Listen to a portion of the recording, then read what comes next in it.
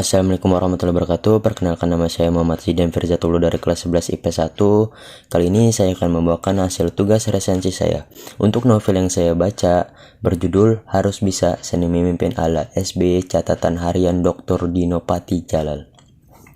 Untuk penulis Dr. Dino Patijalal, penerbit Red and White Publishing, tahun 2008, tempat terbit Jakarta, jumlah halaman 434 halaman.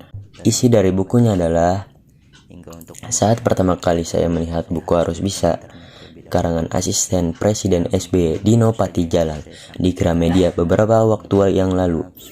Saat saya membolak-balik beberapa halaman, saya terkesan dengan suatu foto yang begitu indah.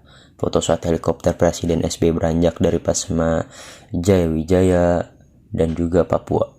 Foto ini menarik minat saya untuk membaca secara singkat tulisan yang datang bersamanya. Gaya penulisan yang berbentuk cerita dan penuh fakta-fakta menarik dan foto-foto yang eksklusif membuat saya mengambil buku ini dari lemari buku rumah saya. Singkat kata, buku sangat menarik untuk dibaca.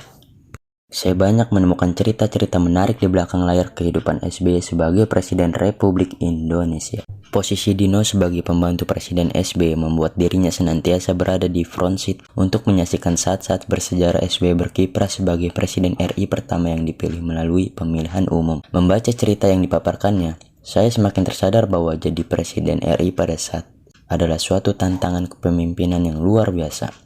Sebagai Presiden RI, pemimpin harus berdedikasi untuk bekerja keras. Anda akan temukan di buku ini cerita-cerita di mana SBY bekerja sampai dini hari dan sering membuat pembantu-pembantunya kealang kabut mengejar deadline. SBY juga jarang melewati weekend tanpa tugas kepresidenan. Kondisi fisik prima dan ketahanan terhadap stres menjadi syarat yang mutlak. Pemimpin juga harus berhati lapang, sanggup menerima kritik, hasutan dan perlakuan yang tidak mengenakan dari banyak pihak, dan mampu menempatkan posisi dalam menanggapi hal ini, seperti kasus fitnah dari Egy Sujana yang sempat mengemuka beberapa tahun yang lalu.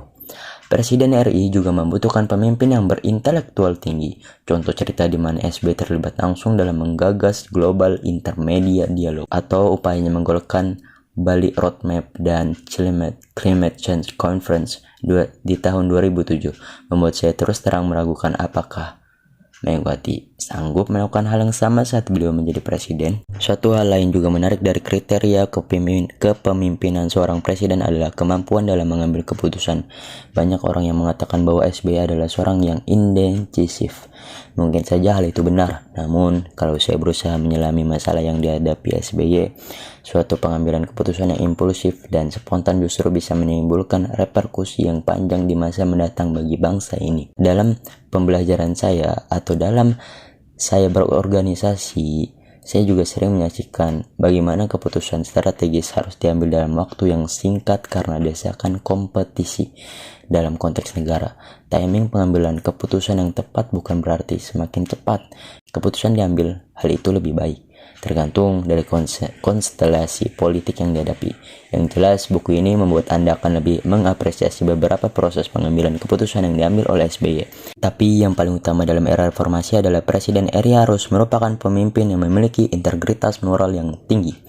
Sewaktu SBY berkampanye untuk menjadi Presiden RI di tahun 4, banyak berita-berita yang beredar dan saya lihat kalau SBY merupakan figur calon presiden yang paling jauh dari korupsi. Sebagai jenderal TNI, beliau terlihat sederhana, kontras dengan beberapa jenderal atau bahkan kolonel TNI yang lainnya. Di dalam buku ini, Dino juga menuturkan beberapa cerita akan kesederhanaan SBY kendati telah menjadi presiden. Jam tangan SBY misalnya masih merupakan jam tangan yang sama yang dikenakan beliau saat mengenal Dino pertama kali di tahun 2000. Komitmen SBY dalam menumbuhkan budaya korporat dalam pemerintahannya juga patut diacungi jempol.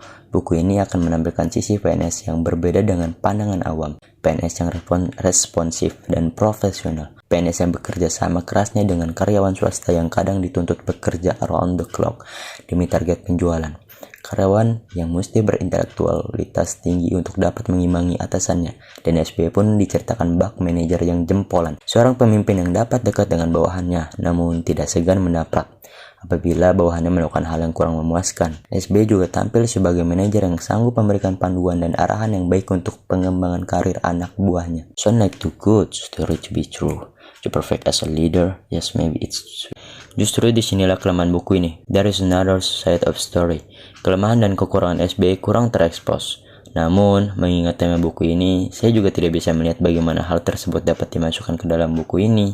Mungkin akan tidak sesuai misi buku ini. Mungkin status penulis sebagai bawahan langsung SBY juga tidak memungkinkan hal tersebut. Atau malah mungkin akan menjadi suatu bagian sumbang dari suatu rentetan cerita yang mengagumkan dari sosok seorang SBY. Namun, terlepas dari itu semua, terlepas dari apakah buku ini merupakan buku propaganda SBY untuk menghadapi pemilihan presiden di tahun 2009 ataupun terlepas apakah cerita-cerita yang dipaparkan oleh Dino merupakan suatu cerita ala sinetron yang penuh dramatisasi. Tapi yang jelas buku ini banyak memberi pelajaran bagi kita untuk menyelami what it takes to be leader. Komplikasi antara waktu yang terbatas, stakeholders yang beragam, masalah yang selalu muncul membuat kita tersadar menjadi seorang pemimpin yang besar bukan hanya membutuhkan kapabilitas dan keterampilan yang terus-menerus dikembangkan, tapi kadang juga memerlukan suatu bakat dan garis tangan seseorang untuk menjadi pemimpin.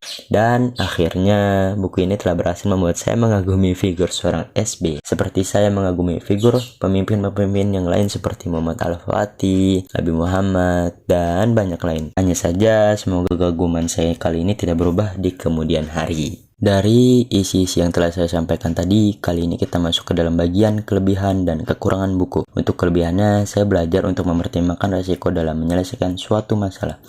Yang kedua, mempertimbangkan baik buruknya dalam mengambil keputusan. Yang ketiga, mempertimbangkan keputusan untuk masa jangka panjang.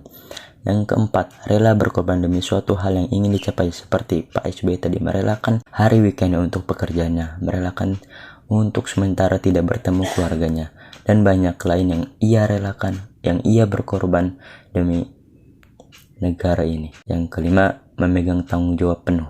Untuk kekurangan buku ini adalah banyak kata-kata yang sulit dipahami, terutama saya yang masih awam dalam membaca buku. Hingga untuk memaknai kata tersebut, saya harus browsing internet terlebih dahulu. Ya, mungkin itu saja yang bisa saya sampaikan. Kurang lebihnya mohon maaf, semoga bermanfaat. Wassalamualaikum warahmatullahi wabarakatuh.